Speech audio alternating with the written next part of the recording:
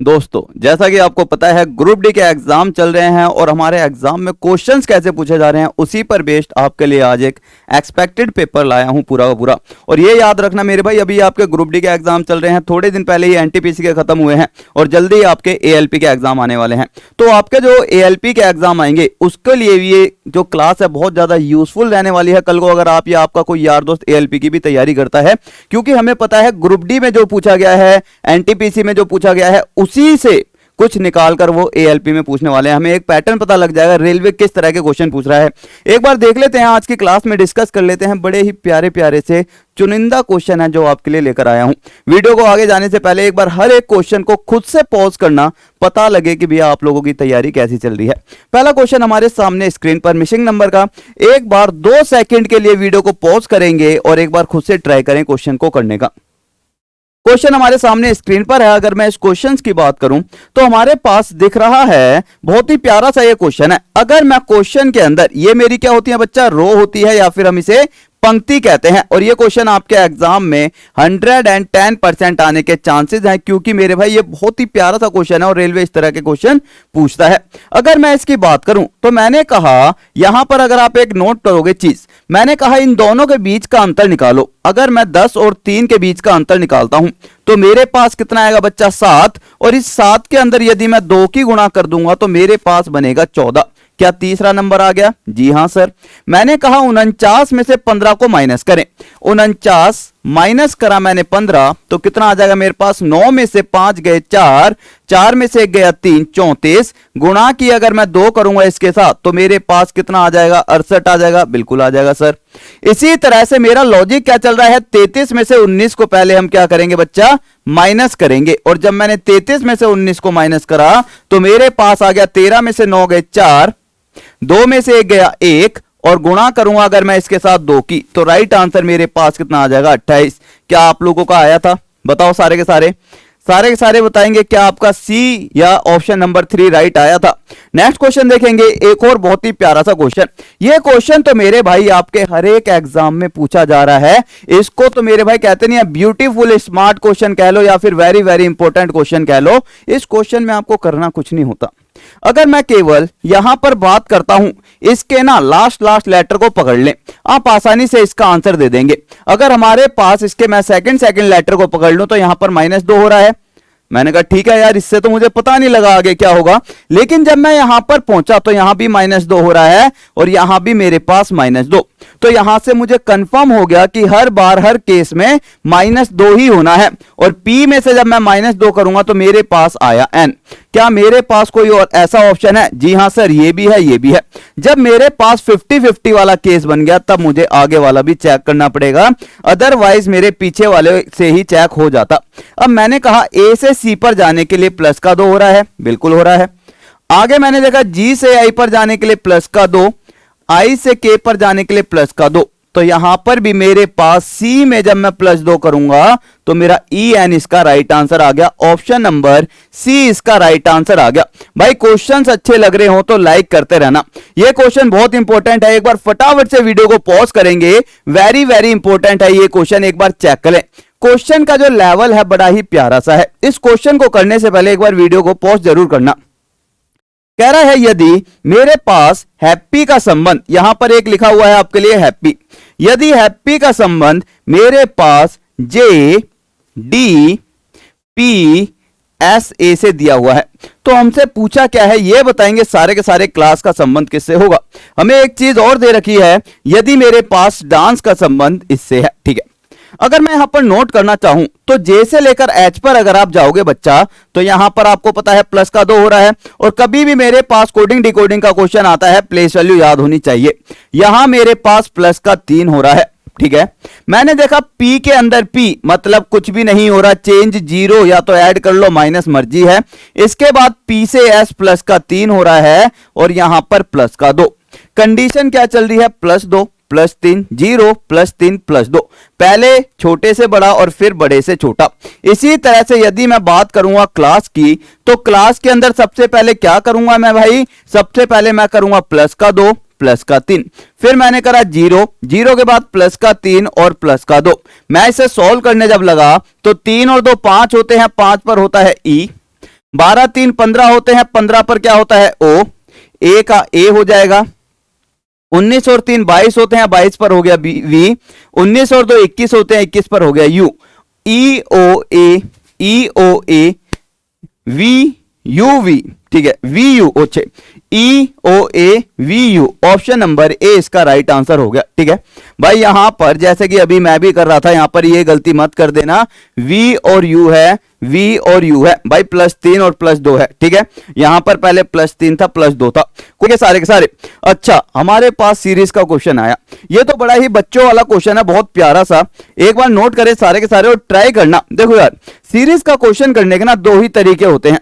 एक तरीका होता है या तो इनके बीच, देखो देखते ही पता लग जाएगा, या तो हमारा डिफरेंस दे रखा होगा, अंतर, या हमारे पास मल्टीप्लाई डिवाइड हो रहा होगा, केवल यही चीज चलती है। हालांकि मेरे भाई, अगर आप कोई ऐसा क्वेश्चन 2 का वर्ग, 3 का वर्ग, 4 का वर्ग, वो तो आपके दिमाग में है, रटी हुई है चीजें, लेकिन कुछ ऐसी सीरीज आ जाए जो आपको समझ नहीं आ रही, तो दो ही केस बनने हैं। कौन से? या तो इनके बीच का अंतर होगा, या इनके बीच में या तो डिवाइड होगा या मल्टीप्लाई। पता कैसे चले? अगर हमारे पास मल्टीप्लाई होगा, मल्टीप्लाई वाले केस में हमें पता है जो चेंजेस हैं बहुत ज्यादा नंबर के, जैसे कि अगर मैं मल्टीप्लाई करूं 1 के अंदर 2, 2 के अंदर 2 की करूंगा 4 की, 4 के अंदर 2 की करूंगा 8 की, 8 से 16, 16 से 32, 32 से 64, भाई मेरे पास देख रहे हो कितनी तेजी से नंबर बढ़ रहा है।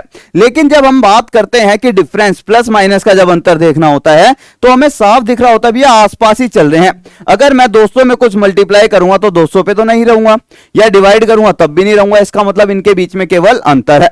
मैंने अंतर चेक करा तो यहां पर मेरे पास आया 11 में से 4 गए तो कितना आ जाएगा? 7 4 11 होता है। ठीक है, 7 4 11 होता है क्या? नहीं, 14, 4 में से 1 गया 3, 4 में से 1 गया 3, ठीक है, इधर से माइनस करेंगे ना, इसमें से इसे माइनस, ठीक है, 4 में से 1 गया 3 हो गया। ठीक है, यहां पर बचा मेरे पास 10, 10 में से 6 गया 4, 43, मतलब कि मेरे पास ये कम हो रहा है, कितना? 43 कम हो रहा है। मैंने कहा ठीक है, माइनस का 43 आ गया। आगे मैंने देखा और कितने का अंतर हो रहा है, 1 में से 1 गया 0, 6 में से 2 गया 4, माइनस का 40 हो रहा है। ठीक है, आगे और देखा मैंने 11 में से 4 गया 7, तो मेरे पास -37। जैसे ही मेरे पास ये 3 नंबर आए, अभी तक मुझे सीरीज का पता नहीं लग रहा था, यहां पर जैसे ही आपने यहां पर देखा मेरे भैया गैप देखा, तो हमें पता लग गया यहां पर यार सिंपल सा एक पैटर्न चल रहा है, 43 40 37, और सबके बीच में कितने का अंतर है? -3 और -3 का। तो अगला भी मेरे पास -3 का अंतर आएगा, और 37 में से जब -3 करूंगा तो मेरे पास कितना आ जाएगा? 34 आएगा। जी हां सर, और 34 को जब मैं इसमें से माइनस करूंगा 184 में से, 4 में से 4 गया 0, 8 में से 3 जाएगा 5, और कहीं ना कहीं 150 आएगा। कितना आएगा भाई? 150 आएगा। और यदि मैं इसका और इसका अंतर भी देखूंगा तो 150 में से 119 का अंतर देखा मैंने, 0 में से 9 गया 1, 4 में से 1 गया 3, तो क्या मेरे पास अभी भी 3 का अंतर है? बिल्कुल। इसका मतलब 110% 150 इसका राइट आंसर आ जाएगा। हमने क्या करा? केवल हमने इनके बीच का अंतर निकाला, और इस गैप पर आकर हमें पता लग गया कि ये कौन सा सीक्वेंस या पैटर्न चल रहा है। मेरे पास एक बहुत ही प्यारा सा क्वेश्चन दिया हुआ है डाइस का। डाइस के क्वेश्चन में कभी भी हमसे पूछता है इस तरह का क्वेश्चन, हमसे कह रहा है डी के विपरीत सतह पर क्या होगा। तो सबसे पहले मुझे देखना है 2 डाइस है, और जो ये 2 डाइस हैं, 2 पासे हैं, किसी एक ही पासे की 2 सतह हैं। जी हां सर, किसी एक ही पासे के 2 आकृति हैं। जी हां बिल्कुल, 2 आकृतियां हैं। अब हमें समझना क्या है, यहां पर मेरे पास बी और बी दोनों में कॉमन है, जो भी मेरे पास कॉमन है उसे पकड़ के क्लॉकवाइज डायरेक्शन घुमा दो।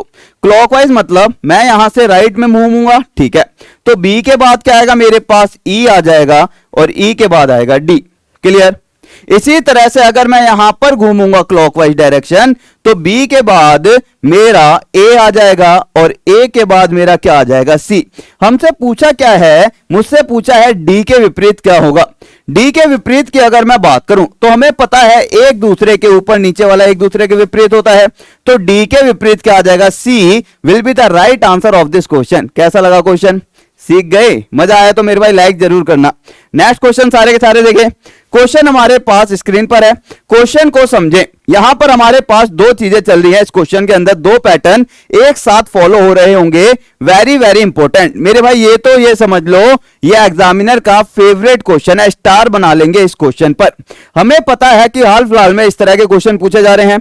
यहां पर मेरे भाई बहुत सारे ऐसे स्टूडेंट होंगे जिन्होंने कोडिंग डिकोडिंग के बहुत क्वेश्चन करे होंगे, लेकिन यहां पर इस क्वेश्चन में आकर क्या हो जाएंगे, वो अटक जाएंगे, यहां पर उनका दिमाग ब्लॉक हो जाएगा। यहां पर थोड़ा सा समझने की कोशिश करना, ज्यादा नहीं, हमें केवल चाइल्ड को पकड़ लेते हैं।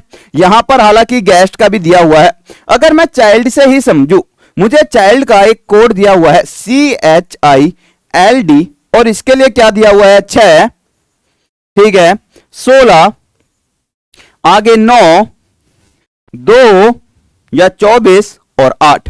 मैंने आपके लिए क्या कर दिया, थोड़ा सा इजी कर दिया, अब आप लोग आसानी से कर लोगे। कह रहा है C का संबंध यदि मैं 6 से देखूं, H का 16 से, हालांकि यहां पर ऐसा कुछ नहीं है, मैंने आपको हिंट के लिए इन्हें अलग अलग कर दिया पहले ही। I का 9 से, L का 24 से, D का 8 से। अब आप आसानी से कर लोगे। C की प्लेस वैल्यू 3 होती है, 3 दूनी 6 हो गया, ठीक है सर। H की प्लेस वैल्यू 8 होती है, 8 दूनी 16 हो गया, जी हां सर। I की प्लेस वैल्यू 9 होती है, 9 की जगह 9 हो गया, ठीक है। अरे 9 की जगह 9, चलो आगे बताता हूं। 12 की 2 से गुणा करूंगा 24 आ गया, और 4 की 2 से गुणा करूंगा 8 आ गया। सर सारी चीजें ठीक है, समझ आ गई, यहां पर इसे चेंज क्यों नहीं करा, थोड़ा सा ध्यान देना। अब आप में से कुछ स्टूडेंट सोचेंगे कि इधर और इधर वालों को चेंज करा है, बीच वाले को छोड़ दिया होगा, लेकिन जैसे ही आप यहां पर गेस्ट पर चेक करोगे, गेस्ट पर आकर आपका सारा का सारा जो आपने लॉजिक लगाया है कि बीच वाला चेंज करा, तो यहां पर हमने देखा कि यार E की प्लेस वैल्यू कितनी होती है, 5 होती है। तो आपने कहा भैया पहले वाले को इन्होंने क्या लिखा है, हमें पता ही नहीं है। अब मैंने कहा यहां पर एक रूल चल रहा है कॉन्सोनेंट का, कॉन्सोनेंट और वोवल्स का। अगर मैं कॉन्सोनेंट और वोवल्स की बात करूं, तो वोवल्स हमें पता है क्या होता है, A, E, I, O, U। इन्होंने क्या करा बच्चा, जो वोवल्स हैं उनकी प्लेस वैल्यू को लिख दिया है एज इट इज। I की 9 होती है, E की 5 होती है, A की 1 है, 15 और U की 21। इनकी प्लेस वैल्यू को एज इट इज लिख दिया, और जो कॉन्सोनेंट बचे उनको 2 से गुणा कर दिया। C कॉन्सोनेंट है, 2 से गुणा कर दिया। H कॉन्सोनेंट है, 2 से गुणा कर दिया। L कॉन्सोनेंट है, 2 से गुणा कर दिया। D कॉन्सोनेंट है, 2 से गुणा कर दिया, लेकिन वोवल्स I को एज इट इज लिख दिया। अब यहां पर चेक करते हैं, मैंने कहा G मेरे पास क्या है, कॉन्सोनेंट। G की प्लेस वैल्यू 7 होती है, 7 को 2 से गुणा करूंगा तो मेरे पास क्या आ गया, यहां पर 14 आ गया, बिल्कुल आ गया। U मेरे पास वोवल्स है, वोवल्स को एज इट इज लिखा है इन्होंने, जी हां सर, U को इन्होंने 21 लिख दिया। E मेरे पास वोवल्स है, वोवल्स को एज इट इज लिख दिया, 5 लिख दिया। S मेरे पास कॉन्सोनेंट है, कॉन्सोनेंट की प्लेस वैल्यू 19, 19 दूनी 38 लिख दिया, ठीक है। T मेरे पास कॉन्सोनेंट है, कॉन्सोनेंट की प्लेस वैल्यू 20 और 20 दूनी 40। तो हमें यहां पर पूरा का पूरा सिस्टम समझ आ गया कि वो कॉन्सोनेंट के साथ तो 2 की गुणा करी है, वोवल्स को एज इट इज लिख दिया। अब हमसे पूछा किसका है, बुक का पूछा है। मैंने कहा पहले तो इनकी प्लेस वैल्यू लिख लो। B की प्लेस वैल्यू होती है 2, 15, 15 और 11। मैंने कहा मेरे पास क्या B कॉन्सोनेंट है या वोवल, सर जी कॉन्सोनेंट है, तो इसके साथ 2 की गुणा होगी, 2 दूनी 4 हो जाएगा। वोवल्स सेम रहेंगे, वोवल्स में कोई चेंजेस नहीं है, और 11 दूनी मेरे पास 22 हो जाएगा। तो राइट आंसर कितना आ गया, 4, 15, 15, 22, 4, 15, 15, 22, ऑप्शन नंबर ए इसका राइट आंसर आ गया। सीख गए, समझ आ गया कॉन्सोनेंट और वोवल्स का केस। मेरे भाई ये क्वेश्चन बहुत चल रहे हैं, बहुत ही प्यारे क्वेश्चन है ये एग्जाम पॉइंट ऑफ व्यू से, और ये समझ लेना आने वाले एग्जाम में ये क्वेश्चन आपके पूछे जा सकते हैं।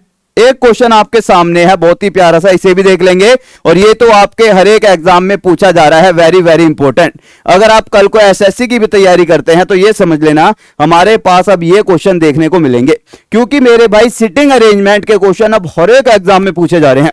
सिटिंग अरेंजमेंट, रैंकिंग और पजल, अब आप इनको इग्नोर नहीं कर सकते, ठीक है। तो इसको देखते हैं, क्वेश्चन बहुत प्यारा सा है। कह रहा है हमारे पास 5 टीचर हैं, मैंने बना लिया भैया 5 टीचर है और किसी व्रत में बैठे हैं, 1, 2, 3, 4 और 5, और सभी का मुंह केंद्र की ओर है। तो मैंने कहा लो यार सभी का मुंह केंद्र की ओर भी बना देते हैं। अगली लाइन में क्या कह रहा है समझना सारे के सारे। कह रहा है कि 5 टीचर है लेकिन जरूरी नहीं इसी क्रम में बैठे हो। क्रम क्या है उनका, क्रम देख लेते हैं मेरे भाई सारे के सारे। कह रहा है टी एच और आर के बीच में है। टी मेरे पास कहां बैठा है, टी बैठा है मेरे पास एच और आर के बीच में, ठीक है। मैं ये भी तो लिख सकता हूं टी बैठा है मेरे पास, एच इधर हो जाए, ठीक है, और आर के बीच में। भाई बैठा तो टी बीच में ही है, बैठा तो टी बीच में ही है, जी हां सर, लेकिन हमें ये नहीं पता कहां बैठा है। हमने अगली लाइन में देखा आर, पी जो है आर के दाएं को दूसरे स्थान पे है, पी जो है आर के दाएं, तो सबसे पहले मैं किसे बिठाऊंगा, आर को। आर के दाएं दूसरा स्थान, पहला दूसरा, यहां कौन बैठा है, पी बैठा है। जैसे ही मैंने पी और आर को बिठाया, अब मैंने कहा मेरे पास जो तीन व्यक्ति हैं, इन तीनों में से किसी को जगह मिली, जी हां सर, आर को मिल गई। मैंने कहा ठीक है, आर को मिल गई। अगर मैं बात करता हूं आर के दाईं और टी और एच बैठेंगे, अगर ये वाला केस लेता हूं मैंने कहा आर के दाईं और यहां पे टी बैठेगा, यहां एच पॉसिबल है, कभी पॉसिबल नहीं, इसका मतलब ये वाला केस तो गलत हो गया। मैंने कहा इस वाले केस को देखते हैं, आर के बाईं और टी और एच बैठेंगे, आर के बाईं टी और यहां पर बैठ जाएगा एच, ठीक है। बची किसकी जगह है सर, यहां पर के की जगह बची है। क्या हमने ये सही बिठाए भी है नहीं, ये हमें आगे से पता चलेगा। कह रहा है एच जो है टी के तुरंत बाईं ओर बैठा है, एच जो है टी के तुरंत बाईं ओर बैठा है, कंडीशन सेटिस्फाई हो चुकी है, इसका मतलब 110% हमारी कंडीशन ठीक है। के तुरंत बाईं ओर कौन बैठा है, के तुरंत बाईं ओर मेरे पास यहां पर आर नाम का व्यक्ति बैठा है। बहुत ही प्यारा सा क्वेश्चन है, इसको मेरे भाई गांठ बांध लेना है, ऐसे क्वेश्चन एग्जाम में पूछे जा रहे हैं सिटिंग अरेंजमेंट के। बड़ा ही प्यारा सा क्वेश्चन है, आपको यहां से केवल ये हिंट मिला होगा कि हमारे पास किस तरह से क्वेश्चन को अप्रोच करनी है। क्वेश्चन देखें यहां पे, बहुत ही प्यारा सा एक और, इस क्वेश्चन को समझना। कह रहा है मेरे पास एच, ठीक है, मेरे पास यहां पर एक क्वेश्चन है प्यारा सा, ठीक है। यहां पर इस क्वेश्चन को क्या कह रहा है, क्वेश्चन को समझेंगे एक बार सारे के सारे। क्वेश्चन कह रहा है एच जो है जी का पति है, ठीक है, हमने लिख लिया यहां पर। भाई एच कौन है, एच मेरे पास पति है, किसका, जी का।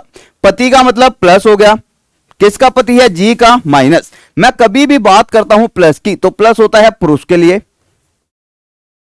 और अगर मैं बात करूंगा पत्नी या फिर फीमेल की तो फीमेल का मतलब माइनस, माइनस होता है हमारा महिला के लिए, ठीक है। कभी मैं लिखूं तो समझ जाना, माइनस फीमेल है और प्लस ये है।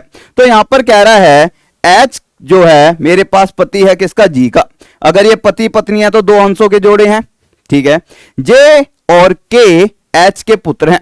अगर जे और के एच के पुत्र हैं तो मैंने कहा भैया जे भी पुत्र है, पुत्र मतलब बेटा, और एच भी, सॉरी, के, जे और के, ठीक है, के भी एच का पुत्र है। एल जे का पुत्र है, एल एक और व्यक्ति आ गया जो किसका पुत्र है, जे का। मैंने कहा ठीक है, एल यहां पर जे का पुत्र है। एल एम का भाई है, ठीक है, एल एम का भाई भी है। एल यहां पर किसका भाई है, एम का भाई, तो मैंने कहा एल एम का भाई है। आगे कह रहा है एन एम की माता है। एन मेरे पास कौन है, एम की माता। अगर एम की माता है तो हम कह सकते हैं एम की यहां पर कौन है, माता। कौन है माता मेरे पास यहां पर, एन जो है एम की माता है। यहां पर हमारी एन आ गई। अगर एम की माता है तो एल की भी माता होगी, एल का ये पिता है तो ये दोनों क्या हो जाएंगे, पति पत्नी हो जाएंगे। तो यहां पर ये क्या हो गया, माइनस। अब मेरे पास ये पूरा पूरा फैमिली चार्ट बन गया है और पूछ रहा है एन एस से किस प्रकार संबंधित है, एन जो है एच से। एक चीज बताओ यहां पर मेरे को, ठीक है, समझना भाई, ये इसका बेटा है, ये भी बेटा है। अगर ये बेटा है और बेटे की ये कौन है, बहू, तो मेरे भाई बेटे की ये कौन है, वाइफ, तो इसकी क्या लगेगी भाई, इसकी क्या लगेगी, इसकी सर सीधा सीधा बहू लगने वाली है। क्या लगेगी, बहू लगने वाली है। गलती से मेरे भाई कंफ्यूज मत होना, वाइफ को पत्नी कहते हैं, बहू यहां पर क्या है मेरे भाई। अगर पूछता एच तो एच लगता ससुर, लेकिन एन की बात करी है तो एन लगेगी क्या, बहू, ठीक है। बेटे की वाइफ है ये, माइनस का मतलब क्या है, माइनस का मतलब है फीमेल, प्लस का मतलब क्या है, मेल, पुरुष। ये हो गया बेटा और ये इसकी वाइफ हो गई, तो इसकी क्या हो जाएगी, बहू, ठीक है। नेक्स्ट क्वेश्चन सारे के सारे देखें। ये क्वेश्चन हमारे पास है किसका, पजल का। पजल का क्वेश्चन भी हमारे पास हर एक एग्जाम में पूछा जा रहा है और वेरी वेरी इंपॉर्टेंट है, इसे भी याद रख लेना, ठीक है। वेरी वेरी इंपॉर्टेंट है एग्जाम पॉइंट ऑफ व्यू से। कह रहा है कि मेरे पास 5 वस्तु, ठीक है, दिस, ठीक है, ऊपर रखी हुई है। कह रहा है कि टी के ठीक ऊपर, के जो है मेरे पास टी के ठीक ऊपर है और आर के ठीक नीचे है, ठीक है। फिर से पढ़ते हैं, के जो है टी के ठीक ऊपर है, ठीक है, और आर के ठीक नीचे। ओके, इस तरह से कह रहा है। अगली लाइन में कह रहा है एल पी के ठीक ऊपर। एल यहां पर एक और है, ठीक है, वस्तु हमने लिख लिया। एल किसके ठीक ऊपर है? एल पी के तो ठीक ऊपर है। दूसरा टी के ठीक नीचे। दूसरी कंडीशन ये बन गई, अगर मैं इन दोनों को एक साथ मर्ज करता हूं तो टी के नीचे कौन आ गया? एल, और एल के नीचे आ गया पी। पूछ रहा है कौन सी वस्तु नीचे से दूसरे स्थान पर बैठी है। तो नीचे से अगर मैं दूसरे स्थान की बात करूं तो पहला दूसरा, राइट आंसर क्या आ जाएगा? एल इसका राइट आंसर आ जाएगा। ऑप्शन नंबर 4 इसका राइट आंसर आ गया। ठीक है, ठीक है भाई, नीचे से दूसरा स्थान पूछा है तो एल इसका क्या हो जाएगा? Right answer. नेक्स्ट क्वेश्चन हमारे सामने स्क्रीन पर, इस क्वेश्चन को समझेंगे सारे के सारे। क्वेश्चन क्या कह रहा है? क्वेश्चन को देखें। क्वेश्चन हमारे सामने स्क्रीन पर कह रहा है यदि 18 अक्टूबर 2006, ये क्वेश्चन आपको मैंने कई बार कराया है, केवल आपको एक अप्रोच करनी है किस तरह से करना है। कह रहा है 17 अक्टूबर 2000 को कौन सा दिन होगा। भाई हमने कहा हमारे पास 18 अक्टूबर 2006 को यदि मेरा क्या दिया हुआ है? बुधवार दिया हुआ है, ठीक है, और हमसे पूछा क्या है? 17 अक्टूबर 2000 की बात कर रहा है, ठीक है। अब एक चीज बताना भाई, मैंने कहा था अगर मेरे पास वर्ष अलग अलग हो तो ये केस फर्स्ट होता है, डेट अलग अलग हो तो ये हमारा केस सेकंड होता है। क्या मैं कुछ ऐसा कर सकता हूं कि इसे मैं यहां पर केस 1 का क्वेश्चन बना पाऊं? सर एक चीज कर सकते हैं, अगर मेरे पास डेट और महीना सेम हो जाए तो बात बन जाए। मैंने कहा ठीक है, अगर मैं इसको 17 अक्टूबर बना दूं, एक माइनस कर दूं यहां से, तो 17 अक्टूबर तो मेरे पास आ जाएगी। 17 अक्टूबर 2006 की अगर मैं बात करूंगा तो यहां पर भी मैं क्या करूंगा? सर एक दिन माइनस कर दो ना, माइनस कर रहे हो तो मेरे पास क्या आ जाएगा? मंगलवार आ गया।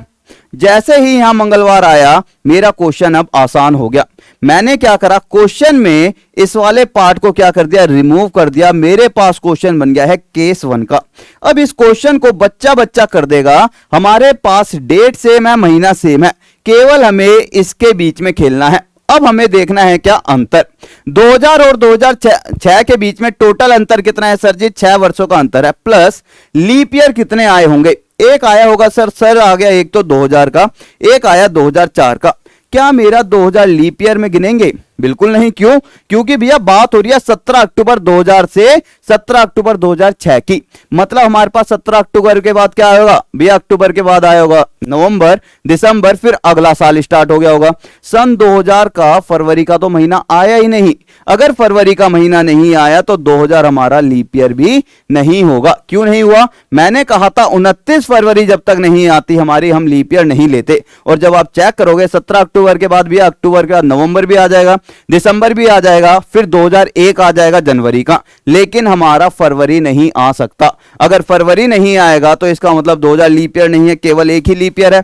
टोटल मैंने करा, मेरे पास 7 आया, 7 को 7 से भाग करेंगे, शेष मेरे पास 0 बचा। इसका मतलब मंगलवार में यदि मैं 0 ऐड करूंगा तो मेरे पास मंगलवार ही इसका राइट आंसर आ जाता। तो ऑप्शन नंबर ए इसका क्या हो जाता बच्चा? Right answer. उम्मीद करता हूं मेरे भाई ये वाला जो लॉजिक है आपको समझ आया होगा और मजेदार भी लगा होगा। अगला क्वेश्चन आपके सामने स्क्रीन पर, यह क्वेश्चन बहुत प्यारा सा, जानदार, और मेरे भाई ईमानदारी से सारे के सारे इसको एक बार ट्राई करें। कह रहा है 6 का संबंध 252 से है। हमने सारे के सारे तिगड़म लगा लिए। हमने कहा 6 का घन करके 200 कितना होता है भैया? 6 का घन तो भैया 216 ही तो होता है। 216 से तो भैया बहुत दूर दूर है, ठीक है। मैंने कहा और क्या कर सकते हैं? मैंने कहा यदि मैं यहां पर 6 का घन करता हूं फिर से, ठीक है, मैंने कहा कितना आ गया? 216। मैंने कहा 216 से कितना ज्यादा है? 12 में से 6 गए 6, ठीक है, 4 में से 1 गया। इसका मतलब 6 के घन में मैं 36 ऐड कर रहा हूं।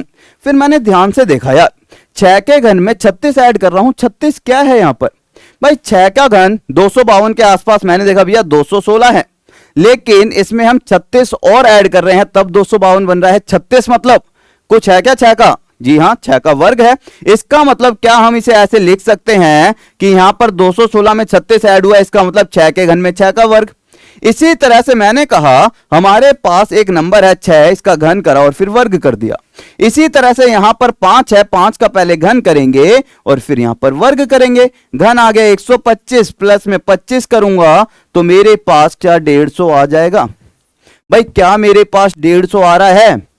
सीख गए? इस तरह के क्वेश्चन आते हैं आपके एग्जाम में। अब ध्यान रखना ये क्वेश्चन आपके एग्जाम में पूछा जाएगा और इसके चांसेस आने हैं कि भैया इसके आने के चांसेस बहुत ज्यादा हैं। 110%, वेरी वेरी इंपॉर्टेंट कर लेना, स्टार बना लेना इसको तो, और अपनी कॉपी में लिख लेना कि न्यू टाइप का क्वेश्चन है ये आपका। अगला क्वेश्चन आपके सामने स्क्रीन पर, उम्मीद करता हूं ये तो आप सारे के सारे कर ही दोगे। बड़ा ही प्यारा सा क्वेश्चन है। चित्रकार, वकील और गायक, कह रहा है इन तीनों के बीच में अगर मैं संबंध निकालना चाहूं तो क्या पहला होगा, दूसरा, तीसरा, चौथा। यहां पर मेरे भाई देख, जब मैं समझाऊंगा ना तब तो आसान सा लगेगा, लेकिन जब आप खुद करने बैठोगे तो आप बिल्कुल कंफ्यूज हो जाओगे। कमेंट पढ़ना, अपना आंसर देने के बाद कमेंट पढ़ा करो सबके, आपको पता लगेगा कि मेरे भाई सभी अलग अलग आंसर दे रहे होंगे। उसके बाद आप फिर कंफ्यूज हो जाओगे, फिर दोबारा चेक करोगे तो आपको समझ आएगा।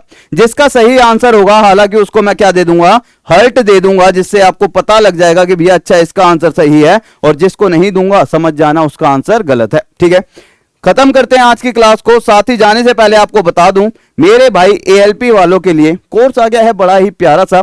साथ ही मेरे भाई एक क्लास मैं सुबह स्टार्ट करूंगा जल्दी, जिसके अंदर मैं थोड़े से टफ क्वेश्चन स्टार्ट करूंगा, जिसको भैया ध्यान में रखते हुए कि कल को हमारे पास थोड़ा टफ क्वेश्चन आ जाए तो कैसे उसे अटेम्प्ट करना है। सारे के सारे इस कोर्स में एनरोल कर लेना, कंप्लीट कोर्स है। साथ ही हमारे पास यूपी SSC के लिए सीधा सीधा क्रैश कोर्स आ गया है, इस कोर्स के अंदर एनरोल कर लेना।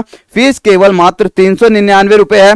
और जैसा कि आपको पता ही होगा, अभी मेरे भाई रेलवे के एग्जाम चल रहे हैं, तो रेलवे के एग्जाम के लिए मैथ्स का क्रैश कोर्स जिसका प्राइस 399 है और रीजनिंग का जिसका 299 है।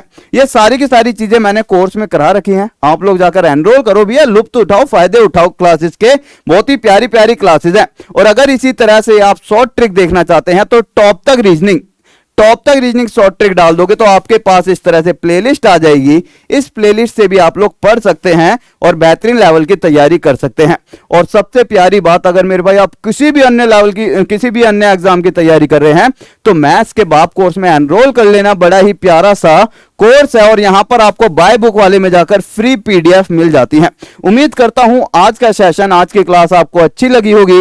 इसका सारे के सारे मुझे कमेंट करके आंसर देंगे। एक बार हट जाता हूं, एक बार चेक करके सारे के सारे आंसर देंगे। तो okay guys, thank you, take care, like share. मेरे को पता है आप लोगों ने अभी तक सब्सक्राइब नहीं किया, प्लीज चैनल को सब्सक्राइब जरूर कर लेना। और इसी तरह के क्वेश्चन आपके एग्जाम में आने के चांसेस हैं। उम्मीद करता हूं आपको अच्छा लगा होगा। Okay, thank you, take care, जय हिंद, जय भारत, लव यू सभी को।